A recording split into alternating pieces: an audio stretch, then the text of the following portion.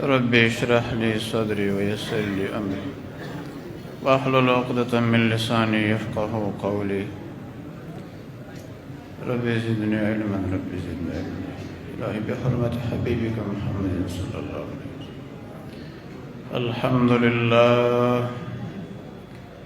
अल्हम्दुलिल्लाहिल्लज़ी लम यज़ल आलिमन क़दीरन हय्यन क़य्यूमन समीअन बसीरा वस्सलातु वस्सलामु अला रसूलिही अरसलहू इलन्नासि काफ़तम बशीरन व नज़ीरा वदाइयन इलल्लाहि बिइज़्निही व सिराजम मुनीरा वाला आलिही व अस्हाबिही व अहलि बैतिही कसीरन कसीरा। अम्मा बाद फ़अऊज़ु बिल्लाहि मिनश शैतानिर रजीम। बिस्मिल्लाहिर रहमानिर रहीम। क़द अफ़लह मन तज़क्का व क़ाल अलैहिस्सलातु वस्सलाम इन्नल्लाह ला यंज़ुरु इला सुवरिकुम व अमवालिकुम वलाकिन यंज़ुरु इला क़ुलूबिकुम व निय्यातिकुम व क़ाल अलैहिस्सलातु वस्सलाम अला इन्न फ़िल जसदि मुज़ग़तुन इज़ा स्वलहत स्वलहल जसदु कुल्लुहु व इज़ा फ़सदत फ़सदल जसदु कुल्लुहु अला वहियल क़ल्ब।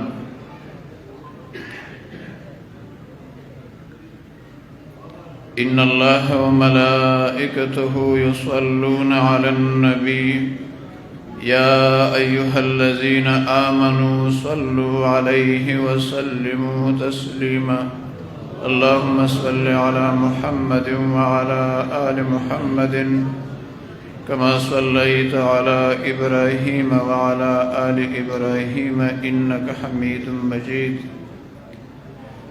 अल्लाहुम्मा बारिक अला मुहम्मदिन व अला आलि मुहम्मदिन कमा बारकत अला इब्राहीम व अला आलि इब्राहीम इन्नका हमीदुम मजीद।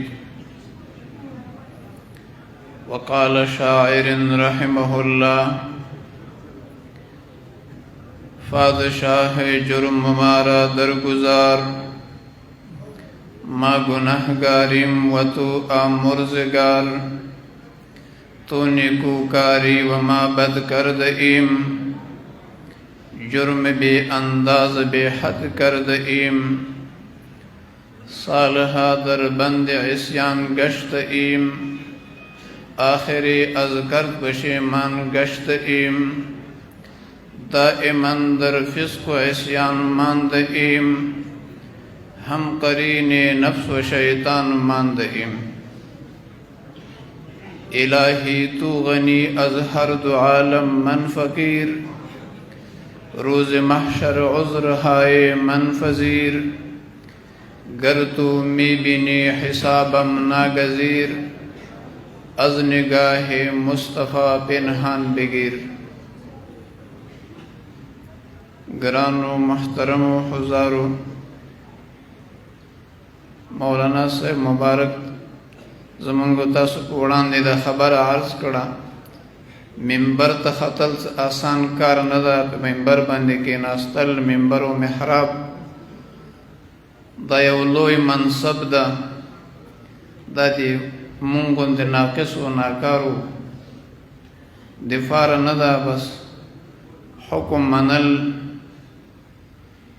वाजिब वी चूँकि बेद मुंग खबरी दी हज़रत पमख की या दी मौलाना से मुबारक पमख के अल्लाह जी उम्र व ज़ंद ज़िंदगी की खैर व बरकत वाची और या नूर हज़रत मौलाना कारी फजल कदीर से हज़रत मौलाना अब्दुल करीम से मौलाना तिक़ुल्लाह से फ़हीमुद्दीन से खलीफ़ा मजाज मलक सईद से नूर दी मंग फिर बयान दी हो गई उड़ान दी दिमा खबरी कवल दा से हैसियत लरी लक यव सड़ाई से को ज़मींदार बांधे टेपर खरसई خو چونکې په دې یو خبره د موږ تاسو تسلی کیږي لکه څرنګه چې یو استاد یو شاګرد ته سبق وایي یا پلار د یو اولاد تربیت وکړي بیا یو څه موده وروسته پلار د خپل اولاد امتحان اخلي دلته چې موږ ناست یو په دې نیت ناست یو که موږ په خوله کې الله تعالی ښې خبرې راوستې مولانا صاحب عبدالکریم صاحب قاری صاحب او دا نور خلفا حضرات به خوشحاله سي چې الحمدلله څه ښې خبرې وسوې شاګرد به امتحان کې پاس شي د دوی زړه به خوشحاله سي او که موږ داسې خبرې وکړې چې هغه موږ د فارم د عیب او د شرم خبرې وي دوی به خفه سي دوی به مو وایي چې داسې شاګرد موږ تربیه کړی چې هېڅ ځکه تاسو ته خو دا مسله معلومه ده چې کله یو اولاد فارغېږي یو اجتماع یو جمع جوړیږي اولاد ښې نمبرې واخلي مور و پلار ورته خوشحالیږي نو الله تعالی دې موږ تاسو دنیوي او د قبر او آخرت په سختو امتحانونو کې کامیاب کړي دنیا دا ټول د امتحان ځای ده حضرت صاحب رحمت الله علیه بیا د هغوی اصلي خلف حضرت مولانا صاحب موږ تاسو سره ډېر د زړه د درد خواري او تکلیفونه او کړاوونه برداشت کړي دي هر جمعه تلل راتلل دا د هر کس او ناکس کار نه ده یو څوک یوه ورځ منصیرې ته لاړ شي یو میاشتې پورې بیا جوړېدو ته نه بیا راتلو ته تیار نه دوی ته الله تعالی توفیق ورکړی 25 کاله راسي خانقاه دا ترتیب و نظم و نظام دا چلیږي نو دا د الله تعالی یو خاص فضل او رحم او کرم ده خواري له چا سره کوي ما او تا سره کوي نو چې ما او تا بیا هم له دې سره نااهله کېږو دا به د ما او د تا دپاره بدبختي وي الله تعالی دې موږ تاسو بدبختي نه وساتي نو چونکې خبرې نه سم کوئ نه اهل د خبرو یم زوړ سبق ده د ما د حضرت د خولې مبارک سبق ده تاسو ته بیرته تکراروم د دې دپاره الله تعالی د ما ته هم د عمل کولو توفیق راکړي او ټولو ملګرو ته د الله تعالی کامل اصلاح او کامل اتباع سنت نصیب کړي په دې آیات کریمه کې الله جل جلاله فرمایلی دي قد افلح من تزکا کامیاب شو هغه خلک چا چې خپله تزکیه وکړه په دې خبره به یوارې موږ او تاسو ځان سره پوه کړو الحمدلله ټول پوهېږو مذاکره ده یو بل ته یاد دهاني ده انسان له دوو شیانو نه جوړ سوی ده غوندې وي کېدای شي بعضې ملګري پوه شي یا نه شي اوس الله دې ټول پوهېږي انسان یوه حصه دا جسم دا د اندامونه دا دي دویمه حصه د انسان د بدن هغه روح ده د جسم نور قسمه بیماریانې دي چې جسم پورې لاحق کېږي هغه دپاره الله تعالی ظاهري ډاکټران پیدا کړي دي جسمانی ډاکټران حکیمي علاج وي هومیوپیتیک علاج وي همدغه رنګه انګریزي علاجونه وي قسمه قسم خلک کوي لپاره د دې چې دا جسم مې صحتمند وي او جوړ وي او تکړه او مضبوط یم خو د انسان د جسم دویمه حصه روح ده دا روح هم په یو مرض باندې مریضیږي او انسان په خطرناک مرض باندې نه جوړه کېږي سرفهرست باطني امراضو کې روحاني امراضو کې کبر ده لکه څرنګه چې د جسم په لحاظ باندې کینسر خطرناکه بیماری ده جسم باندې اثر او تاثیر کوي کبر داسې یو روحاني کینسر ده چې دا د انسان په روح کې اثر او تاثیر کوي تر دې پورې چې ایمان ته د دې ضرر او اذیت رسیږي نو انسان د دوه شیانو نه جوړ شوی د جسم د صحت دا هر څو کوشش کوي قسمه قسم پیسې لګي وخت ضایع کوي، لرې و نږدې ملکونو ته ځي لپاره د دې چې د ما دا جسم صحتمند سي، دا بیماری مې د صحت په رحمت کې بدله سي.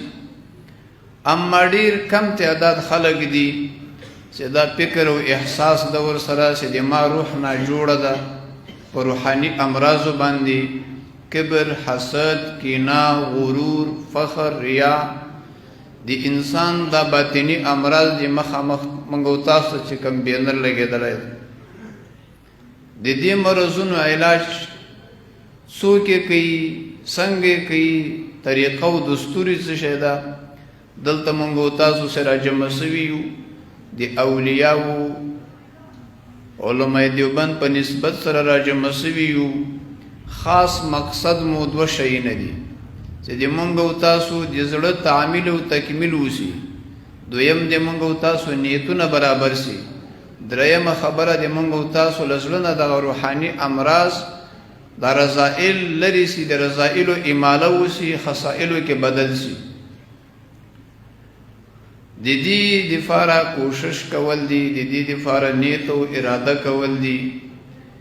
که یو سړی حضرت رحمت الله علیه به فرمایل که یو سړی جسمانی مرض باندې ناجوړه وي او دی د خپل جسم علاج ونه کړي، له دې سره مړ سي، دنیا نه رخصت سي، الله تعالی جسمانی مرض په وجه باندې دوزخ ته نه داخلوي. چې ته ملاریا وي، ټایفاید دی و، یرقان وي، ولی علاج دې نه کوه، اوس دوزخ ته ځه. الله تعالی په دې ظاهري بیماریو په وجه باندې دوزخ ته نه داخلوي. خو یو انسان مومن مسلمان د کبر په مرض کې مبتلا ده، حسد کې مبتلا ده، ریا کې مبتلا ده، عجب و خودپسندي کې مبتلا ده، او د دې مرضونو د علاج نیت او اراده ونه کړي، دنیا نه رخصت سي، سره له دې بیماریو الله تعالی به د دوزخ ته داخلوي. بقدر ضرورت به چې د صفایي او پاکي هلته کېږي، دومره وخت به د دوزخ کې تېروي.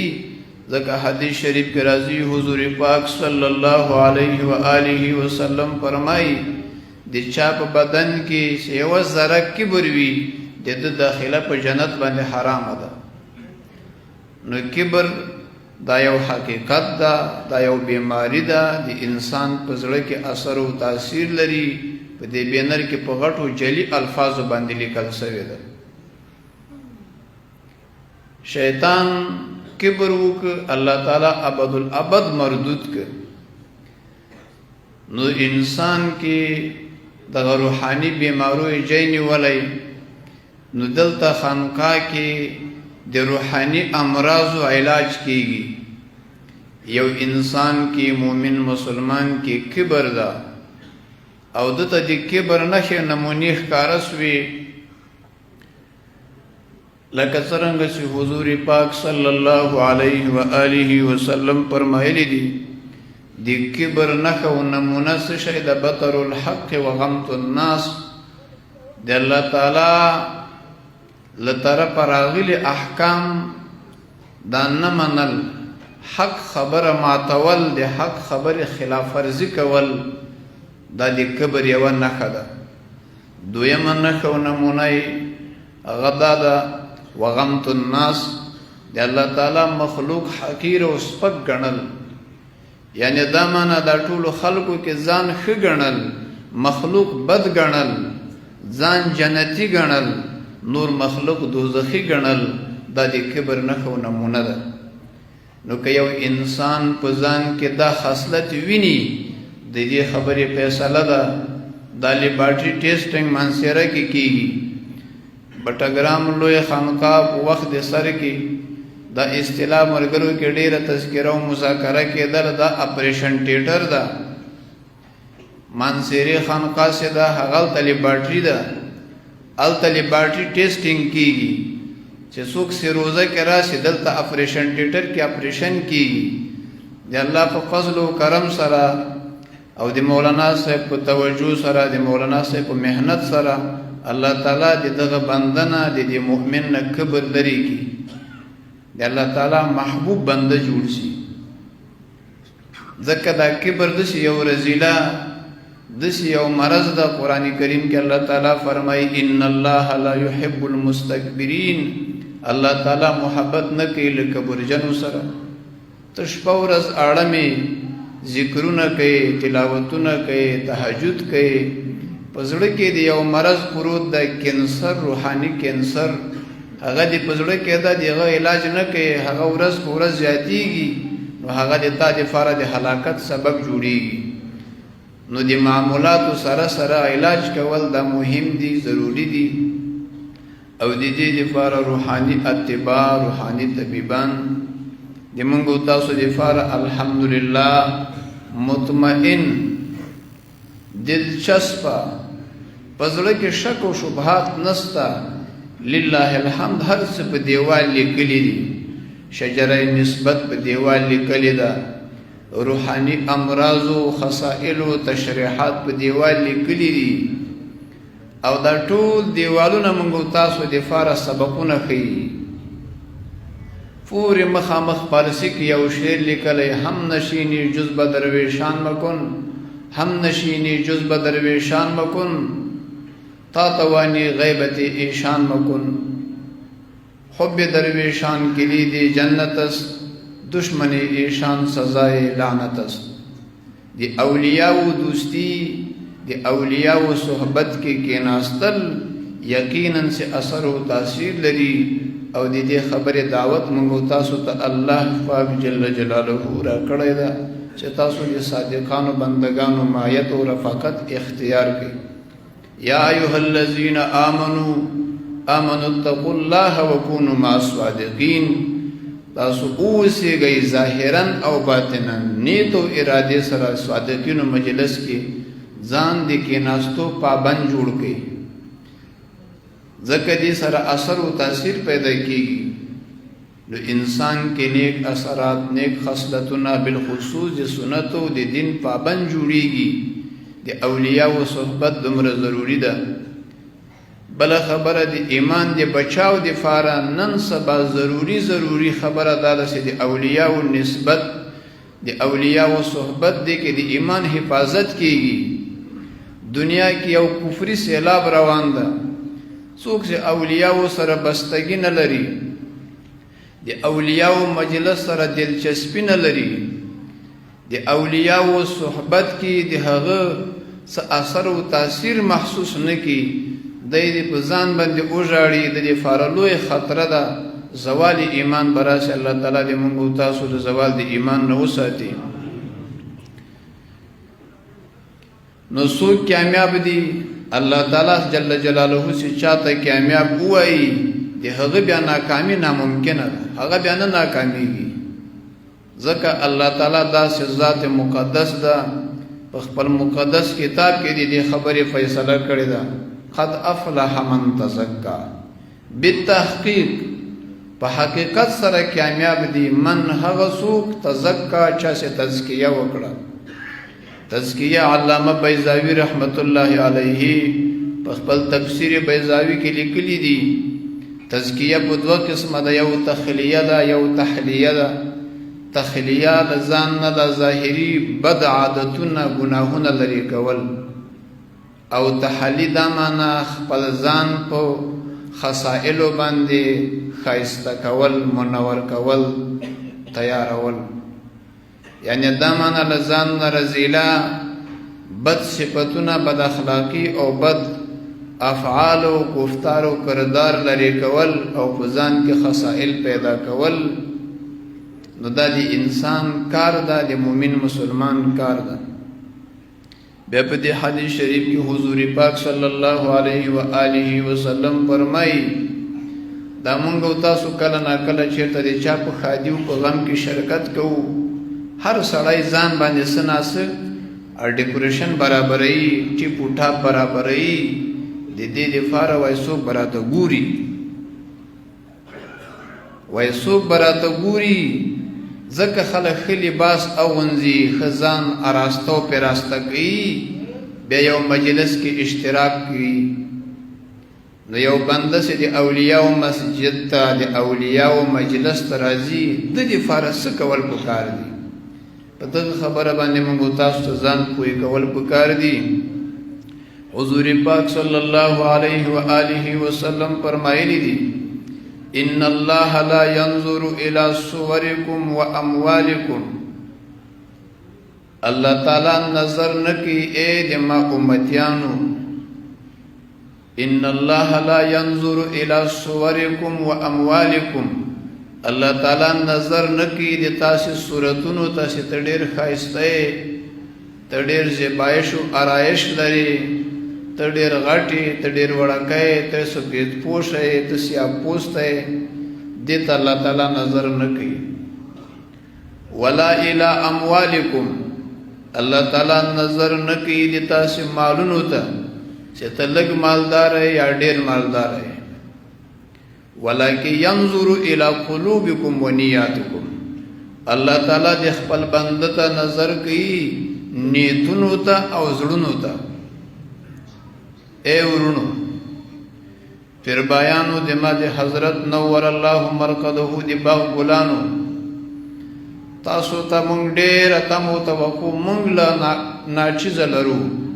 مولانا صاحب او دا ټول ناست حاضرین دا ټول د ملګرو ته لویه تمو توقع لري چې دوی به د مونږ د خبرې ځان کې عملی کوي اثر و تاثیر به پیدا کیږي. دا به د کور او د کلي د قوم دپاره محتدا او مقتدا جوړیږي او دا به د خانقاه دپاره بهترین چراغان جوړیږي. د هغوی ارواح به خوشحالیږي مونږ تاسو باندې. دنیا کې به د مونږ په ښو اعمالو باندې دوی فخر او افتخار کوي چې الحمدلله که مونږ وخت او عمر ضایع کړی په مقابل کې داسې نیکان اولادونه لرو نو مونږ تاسو د خپل حضرت روحاني اولاد یو. بیا له هغه نه وروسته مونږ تاسو د مولانا صاحب روحاني اولاد یو. یو سړی په خپل صلبي اولاد باندې خفه کیږي نو یقینا چې له هغه نه زیات په روحاني اولاد خفه کیږي. نو د مونږ تاسو په بدو اعمالو گفتار او کردار باندې دا حضرات خفه کیږي. په نیکو اعمالو د سنتو د شریعت په تابعداري باندې دوی خوشحالیږي. د دوی په خوشحالي کې حضور پاک خوشحالیږي. د حضور پاک په خوشحالي کې الله تعالی خوشحالیږي. نو مونږ تاسو غرض او مقصد او مطلب هم دا ده چې الله تعالی مونږ تاسو نه خوشحاله شي. نو الله تعالی نظر کوي د خپل بندگانو زړونو ته او نیتونو ته. نیت چیرته پاکیږي چیرته جوړیږي او د زړه علاج او د زړه صفایي چیرته کېږي خانقاه کې. که تاسو ته بل ځای او مرکز معلوم وي ما ته وښیي. د زړه تعمیل او تکمیل په خانقاه کې کېږي. د زړه اصلاح ټوله په خانقاه کې کېږي. په مدارسو کې مدرسو کې هلته خو درس او تدریس کېږي. نور جینو کې نور عملونه کیږي. په خانقاه کې اصل کار په دوو جینو باندې کیږي چې یو ته نیت وای بل ته زړه وای او دا نیت ځکه جوړول په کار دي ځکه دې ته الله ګوري. زړه ځکه جوړول په کار دي دې ته الله ګوري. دا جسم جوړول دې ته خو مخلوق ګوري.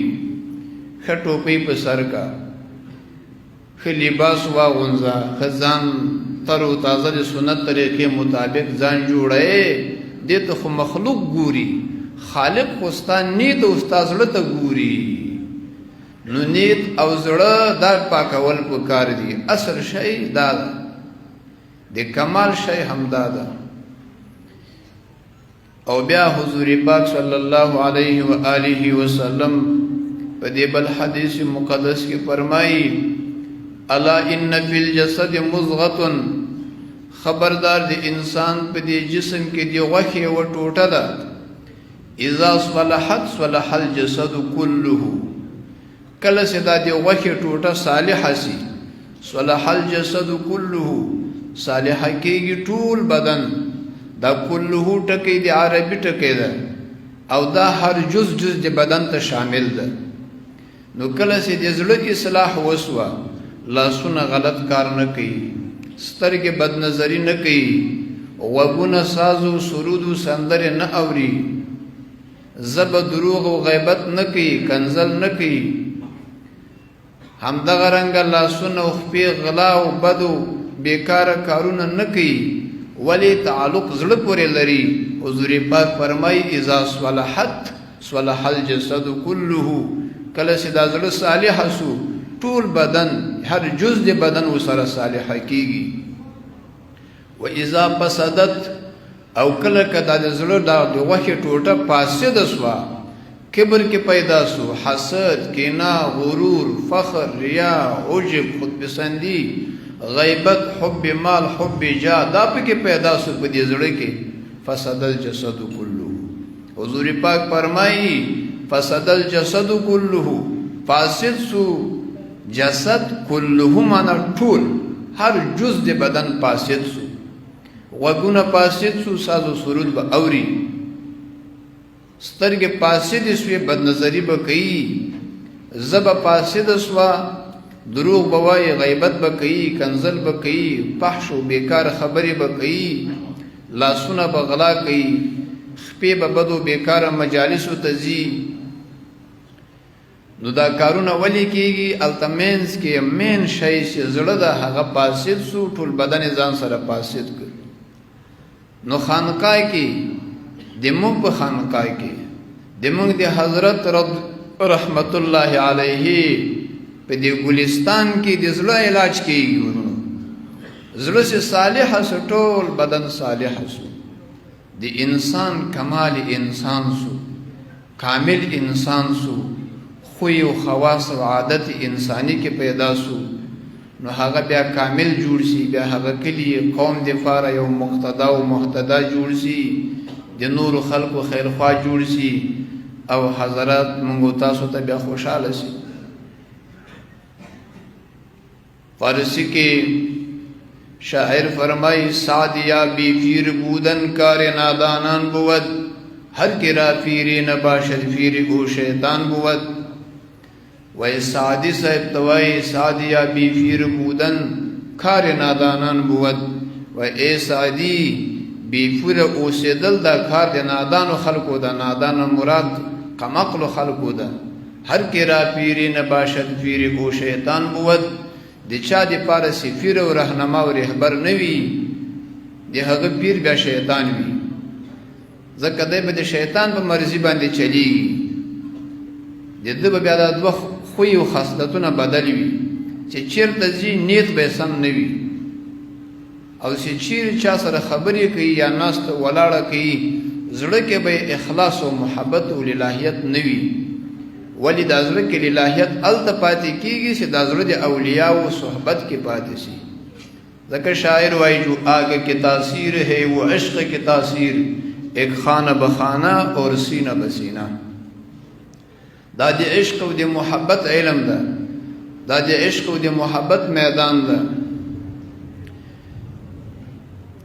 یوه مختصره غوندې واقعه د نیت او د ارادې متعلق حضرت رحمت الله علیه بیان کړی و د خانقاه د زړو مرګرو ته بیاد وي 3 نفره مرګري دي د نیت اصلاح نه د سوي روان دي عبدالقادر جیلانی رحمت الله علیه دویم مرګری عبدالله تیمی یا عبدالله تمیمی دریم مرګری د دوی ابن سقا مناظر درې وړه لار کې روان دي یو ځای ته ورسېده سیر و تفریح کوي په دې کې ښه دوست فارسی کې وایي یار بد بتر بود از مار بد مار بد در جان زند و یار بد در دل ډېر خلک د بد مرګري د وجې نه ګمراه سوي دي نو ځکه شاعر وایي ښه دوست ښه تاخي لارې ته بوځي بد مرګری یار بد بتر بود از مار بد مار بد در جان زند و یار بد در دل ټیم کم د بیا د شعر ترجمه وروسته کوم انشاءالله نو 3 مرګري روان دي لارې کې ځي عبدالقادر جیلانی رحمه الله د اولیاء سره بستګي لري د اولیاء سره تعلق او ناس ته ولاړه نسبت لري. عبدالقادر جیلانی رحمه الله خپل مرګرو ته وای چکر خو وهو چکر کې څه فائدہ ده؟ راځي سنیت او ارادي سره دی غره کې یو بزرګ اوسېږي د هغه ملاقات او زیارت ته بلاړ شو. مرګري پښتو پیږي ان شاء الله. ویده خونه دي سو کنه ان شاء الله. خوب ته کوي کنه به درځ خپل ویده هم تاسو په سوي کنه.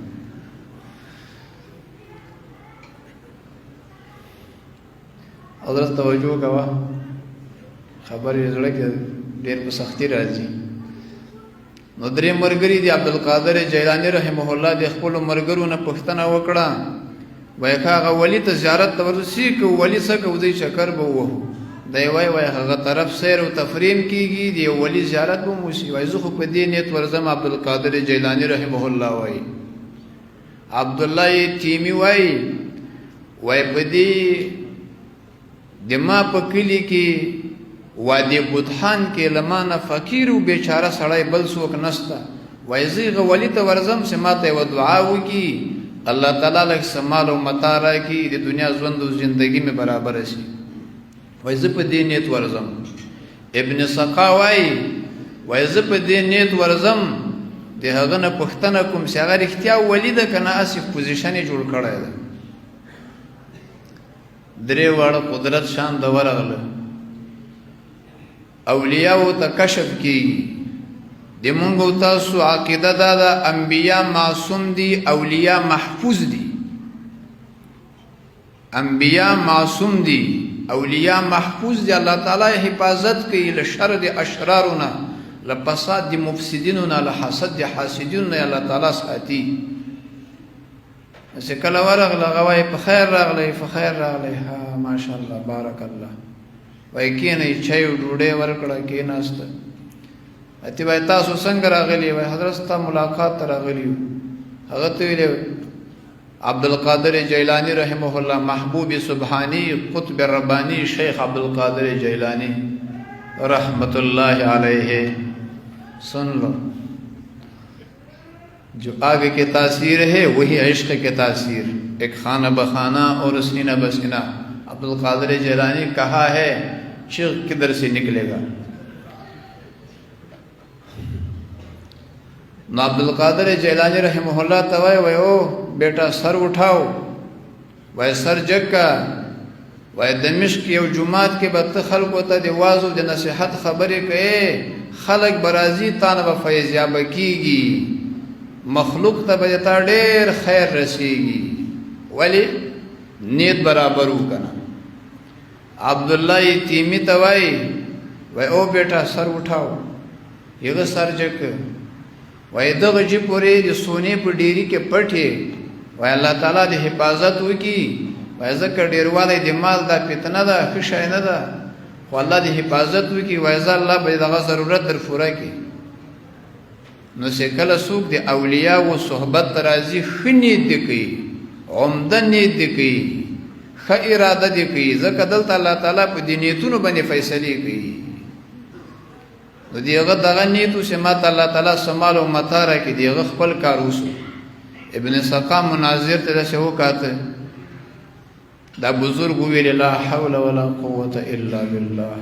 بیا ورته وکاته دیغه اماغه نیت کې څه تغییر او تبديل را نه غي. بیا ویل وای حضرت ما ته خو دې سو نه ویلې وای بس الله دې رحم وکړي. نو هغه بزرګ په دې باندې مجبور و چې هغه وایي هغه ورته وایي زستا پیشانی موږ فارسی کې ورته وایو ټنډه خو یخ ورته وایي. په دې اوچلې کې دی وایي زه دې کفر علامي وینم سوی خاتمه علامي وینم خاتمه به د کفر سره کېږي. دا خبرې اوس ولاړه وخت ریدو سره عبدالقادر جیلانی رحمه الله یو کتاب لیکلی دا غنیت الطالبین. نورم ډیر کتابونه دي. غنیت الطالبین کې 2 باب دي یو د جنت باب یو د دوزخ باب چې څوک مطالعه کوي حضرت رحمت الله علیه به ډیر مرګرو ته دا معمول ورکاو چې چا باندې به خوف غلبه او رجا به نه کم او رجا به خوف به کم بیا به د مطالعه ورکوله.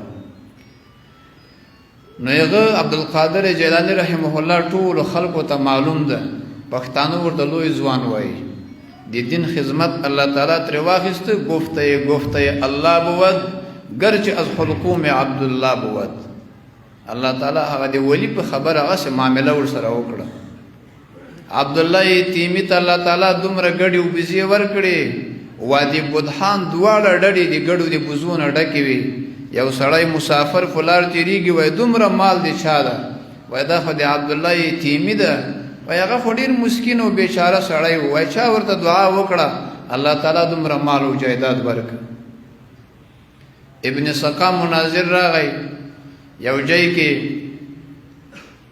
ځای باندې گذر و، تیریده، یو لارې باندې ته دیوال په بام په سر باندې، چت په سر باندې یو زنانه جامې اوارولې، دوف ته لمر ته هغه باندې نظر ولګېده، بس یو دم زړه هغه طرف ته میلان پیدا شو. اصلاح نه و که نه، نیک صحبت نه و، د اولیاء و صحبت و تاثیر نه و. جس کافر نہیں اس کافر شیطان ہے، شیطانی اثر زړه کې و، بس یو وارې میلان پیدا شو، تعلق پیدا شو. دی لاړه، هغې خطبه یې وکړه، خطبه مطالبه یې وکړه چې د دغو خلکو د ما سره رشته داري وشي. وایي زما د دوی سره څه خاص تعلق پیدا شو. هغوی منع وکړه، مونږ تاسو سره نکاح نه کېږي. وایي ته محمدي، مونږ خو نصراني یو، یعنې دا معنا عیسایي خاندان یو. که ته د مونږ خاندان ته راوړې، مونږ تا سره کوژدن او واده کوو، که نه راوړې دا نه کېږي. یوی دپاره دی نصراني سو، څه شی نه راوولې د پښه یې ماته سو، هغه د مرګ سبب سو، مړ سو، خاتمه یې په کفر باندې وسوه. نو بد نیت بد انجام. نو دلته خانقاه کې یا نور د اولیاء و مجالسو ته، عام د جمعې پروګرامونو مجالسو ته چې ملګري راځي، له کوره د خپل نیت او اراده سموي. خپل نیت او اراده دا د انسان په زړه کې یو میلان ده. خانقاه ته ولې راځو؟ څه مقصد دپاره راځو؟ څه غرض دپاره راځو؟ بهترین نیت د خپل اصلاح نیت، د اولیاءو د زیارت نیت، او دلته د اصلاح طریقه اسانه کېدو نیت. دا د اصلاح مراکز دي، دا د اصلاح مرکزونه دي. دینه بغیر مونږ او تاسو د انسانیت د زده کولو لپاره نور ځایونه نه لرو. انسانیت دلته زده کېږي، شرافت دلته زده کېږي، بزرګي دلته ده، ولایت دلته ده، کمال دلته ده، علم دلته ده، علم حال دلته ده، علم قال دلته ده. نو څه پکار دي؟ دلته په زړو په نیت او ارادې سره راتلل پکار دي. او دا د ادب او د احترام لاره ده. په دې لاره کې څومره چې چا زیات ادب وکړي، الله تعالی به زر کمال ته ورسوي. الله تعالی دې موږ او تاسو ته ادب نصیب کړي. الله تعالی دې موږ او تاسو له بې ادبي نه وساتي. بې ادبي ډېر خطرناک شی ده. ابن سقا مناظر ولې برباد سو؟ د اولی بې ادبي وکړه، د هغه په حق کې ګستاخي او بې ادبي وکړه. عبدالله تیمی ولې مالدار سو؟ هغه نیت ډېر عمده نیت نه و. عبدالقادر جیلانی رحمه الله ولې د دومره لوی کمال خاوند سو؟ الله تعالی ورته ښه نیت ورکړی و، صحبت د اولیاءو کرام و، ښه نیت او ښه اراده ورته معلومه وه. الله تعالی دې موږ او تاسو نیتونه او ارادې برابرې کړي.